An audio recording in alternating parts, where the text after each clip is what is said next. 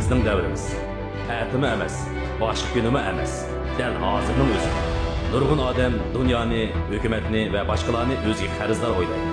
Amaliyotda hech kim bizga qarzdor emas. Hayot bizga berilgan sovg'a.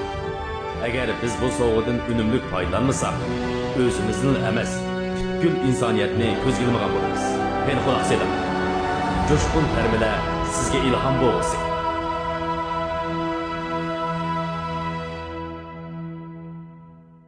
Mazkur videoni Xinjiang tasavvur to'r texnik cheklik shirkati alohida qo'llagan. Sen kim bo'lganliging va qanday fikr qilganliging sababli hozirgi turmushingda ba'zi narsalarga erisholmay qolgan. Demak, o'g'lim sen davomlashtirish uchun cho'qim bir sabab tepishing kerak. Sababini tepib qolgan chig'ingdala, ondan vujudingda arzu-armonlaringni amalga oshira olgudek kuch-qudratning borligini tanib yetsan. Har bir inson o'z turmushidan qiyinchiliklarni yengishiga turtki bo'la oladigan ma'lum narsalarni topa oladi. Faqat o belini mahkam bog'lasizlar. Qiyinchiliklarni yengin.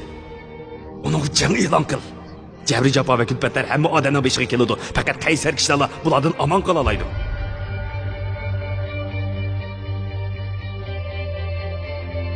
Qo'lqonni ding tutib angla.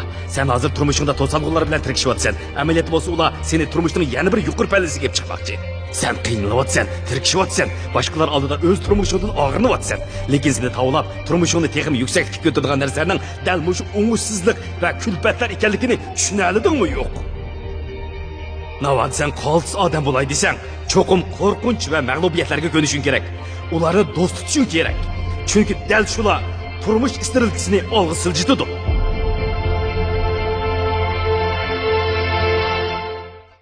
Lekin kishilar muvaffaqiyat qozonganlarning muvaffaqiyat qozonishidagi sabab ularning tirishqonligi ekanligini, ular har kuni to'xtamay tirishqashqilar haqdan farqli bo'la olganligini unutib kelishdi.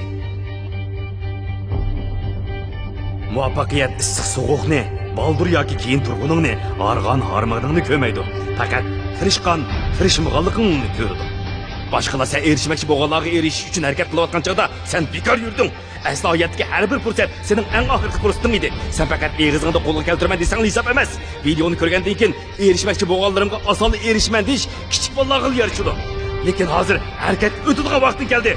Quyosh ko'tarilganda barliq kitoblaringni va barliq lentalaringni olib, butun kuching bilan harakat o'tadigan vaqting bo'ldi. Navada qilayotganingni qilmoq oson bo'lsa, hamma odam shuni qilgan bo'ladi. Turmush seni mag'lub bo'lding degan chog'da sen cho'qim qaddingni ruslab, o'rnidan dast turib, uning xatolashganligini isbotlab berishing kerak. Qor bo'randimi davomlashtiraman.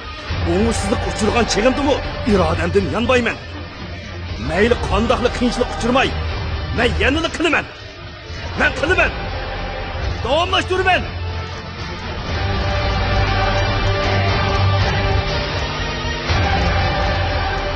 Haqiqiy azimatlarning erishmak yo'g'ini medal emas. Ularga haqiqiy kerak bo'lgani kurash qilish. Mana bu ularning hayotining ma'nosi. Ular faqat kurash qilish uchun yashaydi. Kurash ularning borligi.